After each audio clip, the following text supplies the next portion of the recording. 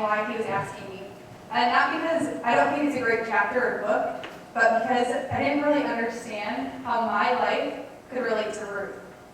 Ruth is someone that I've always looked up to as a girl, as a Christian. I want to reflect her. But I'm single, and I've never been married, and there's no Boaz in my life, which is what the majority of people emphasize on this book. So how do I speak on topics that have never related to me? I read chapter 3, and I read it again, and again, and again, in hopes to find a morsel of truth that I could relate enough to speak about. Ask, and you shall receive. Instead of a morsel, I found a pretty big topic, redemption. A topic that not only I can relate to, but so can everyone else. Redemption is something that I need daily, multiple times. And I had a pretty big realization of the need to be redeemed not too long ago. 4 years ago, I spent my summer as a counselor at Covenant Harbor Bible Camp in Lake Geneva, Wisconsin. All summer, I got to love kids and share Jesus. It's pretty hard to be to somewhere like that, but surprisingly, I didn't walk away from my summer loving it. Playing outside in 90-degree weather, taking care of kids 24/7, and being so away from home the whole time was harder than I thought it was going to be. So at the end of that summer, I swore that I was never going to go back. The next summer came along, and I caught a drift of all my camp friends reapplying to camp, and they got jobs at camp again that summer. But I stood firm with the decision I made, and I said I wasn't going to apply, and so I didn't. It wasn't until the summer after that I felt a tug on my heart leading me back to Covenant Harbor. I wasn't exactly sure why or in what capacity, but I knew that I needed to apply, and so I did. I applied to be one of the counselors for the high school program. The next week, one of my former bosses actually contacted me to set up an interview, and we planned to meet at a local coffee shop. Applying to be on staff for another summer was amidst a season of me really wanting to rock my faith and grow deeper with Christ, and this seemed like the perfect opportunity to do so. I didn't necessarily want to work at Covenant Harbor again, but I kept feeling that tug, so I kept going. Before heading into the coffee shop for my interview, I took a little bit of time to talk with God. In that time, I prayed a prayer that was different than any other prayer that I had prayed before. I asked God to make me uncomfortable. I asked Him to take me out of my comfort zone, to push me, and to lead me. I then walked in the coffee shop as prepared as I could be and sat down to have my interview. And as I sat down, the first thing that my former boss told me, or asked me, was, I know that you applied to be a counselor for the high school program, but would you mind if I turned this interview around and made it for a different position, the high school program director?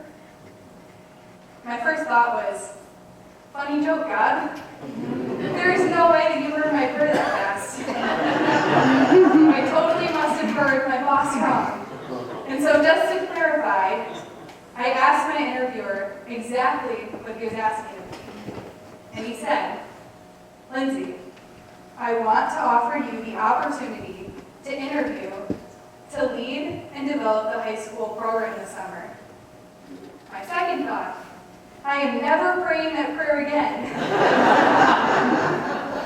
But I thought about it, and there's no way that I was going to ignore God on this one. And so I responded, I would love the opportunity. We proceeded with the interview, and it went really well. But I left feeling overwhelmed. Why would he ask me to be the high school program director? I have only been on staff for one summer, and that was 2 summers ago. There is no way that I have enough experience, let alone the fact that I'll just have recently turned 21, and that was on the lower age for that position. But the position wasn't mine yet, and so I tried not to worry about it too much. But less than a week later, I got a call offering offering me the position of the high school program director. I wanted to see where God was taking me, and so I accepted the position. I hung up the phone, still feeling overwhelmed, but now I was a little excited. I moved into camp 2 months later and started a month of staff training. This was a month of preparation with my team and the rest of the program staff. To say that this was one of my favorite seasons of life would be an understatement, because I absolutely loved it. But the month had passed, and we made it to the first day of camper arrival, a day that I had been preparing and waiting a whole month for. But a flood of emotions came over me, and I wasn't feeling good about it. The first set of high school campers arrived, and I couldn't have felt any more inadequate. Those initial thoughts came rushing back. Am I really qualified to lead 20 high schoolers every week, let alone a team of staff? Is the curriculum that I created good enough? Will I be able to impact these kids? Do I really think that I can handle all of this? And unfortunately, those thoughts didn't stop. For the first 3 days of camp, I still felt completely inadequate. I thought that feeling this way meant that I wasn't supposed to be there. And then it became too much for me to handle, and so I walked away. I quit my job. I left the camp fending for themselves to find a new high school program director.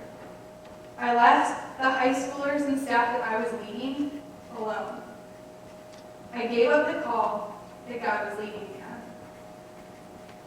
I thought that maybe after quitting, joy would come back into my life. But it was the complete opposite. As I drove off site, no longer a staff member, I knew that I had made a mistake. This was the wrong choice. But I'm stubborn. And I thought that there was more to this whole thing that I was missing, and so I didn't turn back. I was ashamed of the decision I made to quit. And if I didn't feel good enough before, I definitely wasn't feeling good enough now. I avoided the subject of camp every chance I got. But worst of all, I avoided God. And this avoidance of God affected every aspect of my life. No longer did I want to come to church because I didn't want to talk about any of this.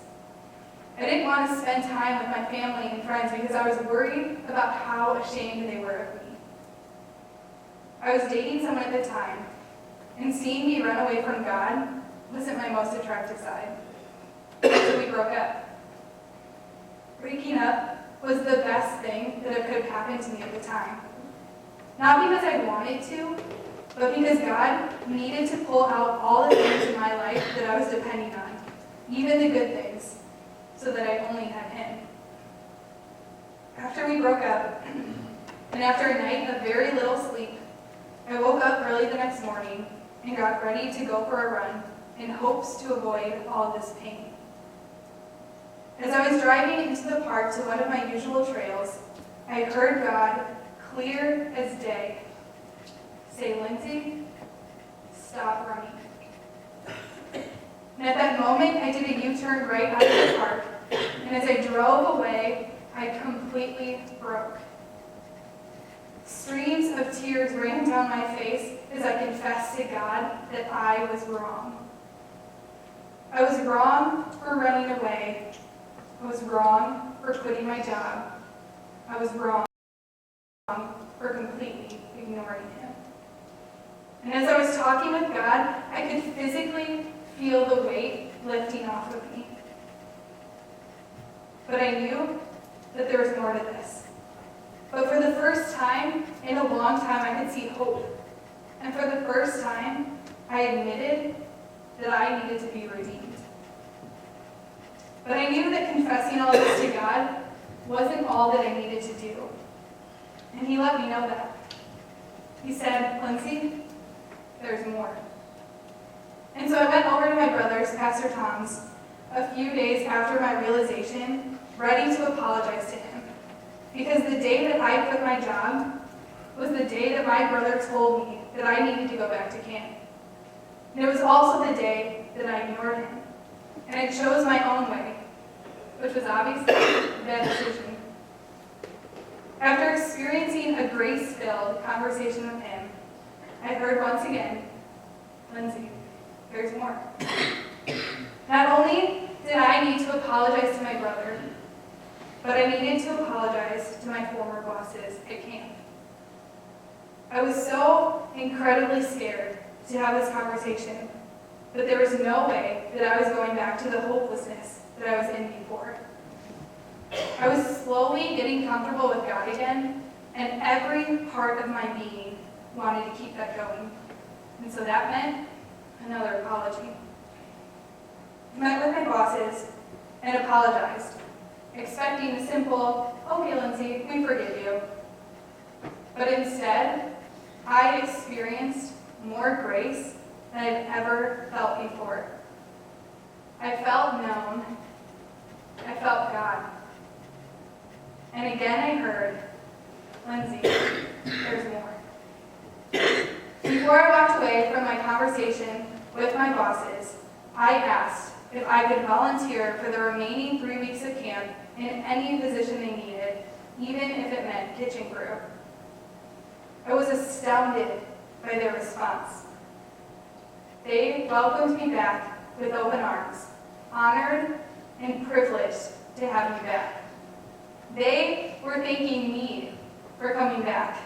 They were grateful for the fact that I wanted to come back. Does it not seem backwards to you?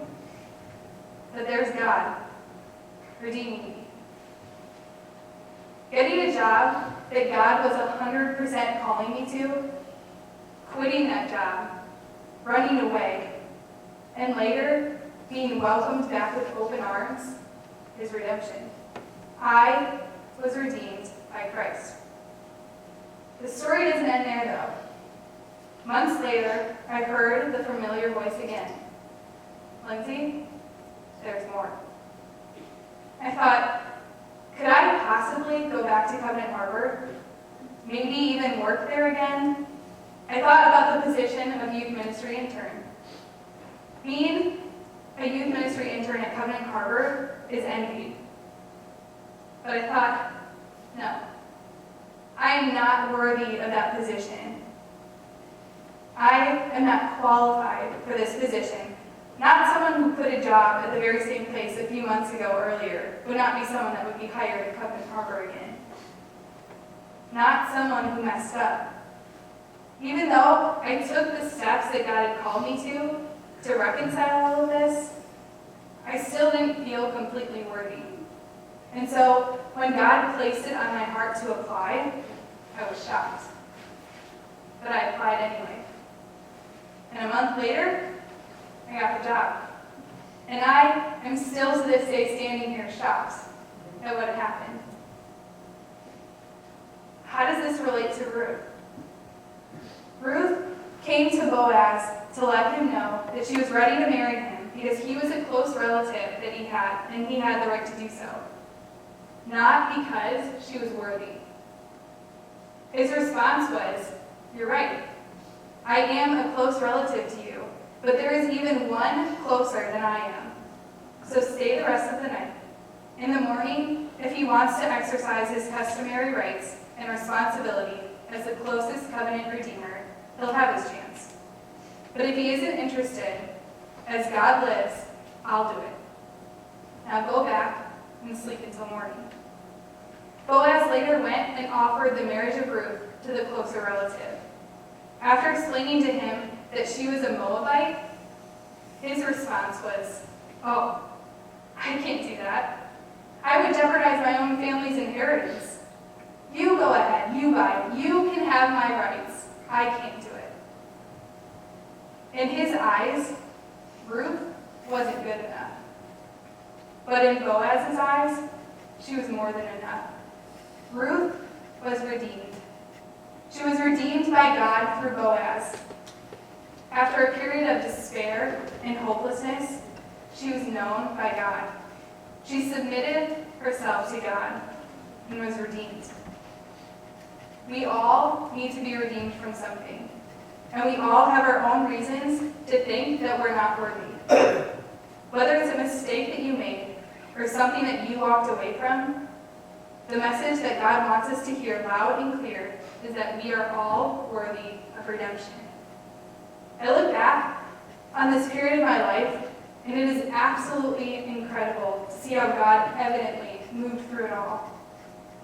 While I don't want to go on making the same mistakes again, I know that when I do mess up and fall short, I don't have to be afraid. I can come to God with confidence, not fear. Redemption changed my life, and it continues to do so. And I hope you will allow it to change yours too.